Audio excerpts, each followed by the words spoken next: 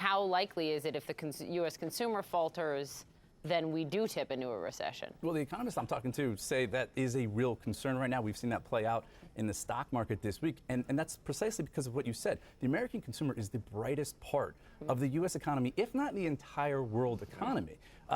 Manufacturing, because of the trade war, has just gotten really crushed. Business spending has been soft. As we were just talking about, overseas economies have been weak. It's been the willingness of U.S. consumers to keep spending that's propping things up. But if there was a health scare here, which hopefully there won't be, but if there were, it's easy to see how this health crisis could turn into an economic one, because people might not be willing to go to crowded malls and restaurants and movie theaters, and that would deal a real blow to the economy. Yeah, confidence is such a mushy thing, right? I mean, it's a feelings thing, and it can move quickly in either direction, let's be frank. But Rana, in China, the big cause of the economic effect here was, as you said, I mean, they shut things down. We showed the video of the cities where the streets are empty, the factories are empty. This has enormous impact.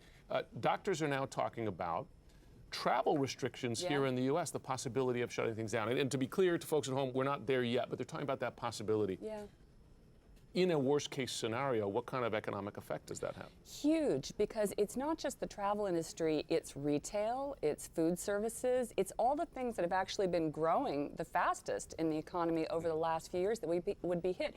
You know, it's interesting, about 6 months ago, I was talking to a number of analysts and economists about what could be the domino effect. If we were going to see the markets turn, what might it be? And a couple of people said to me, a global travel and tourism crisis. Because, you know, if you look at who has driven the global economy, it's been not just the U.S. consumer, but Chinese travelers. That's true. Coming to the U.S. Exactly. Guys, just before you go, can you listen to Larry Kudlow? I'm sure you saw this. Everyone's talking about it. But for our viewers, here was Larry Kudlow just yesterday with a pretty rosy outlook. We have contained this. We have contained this.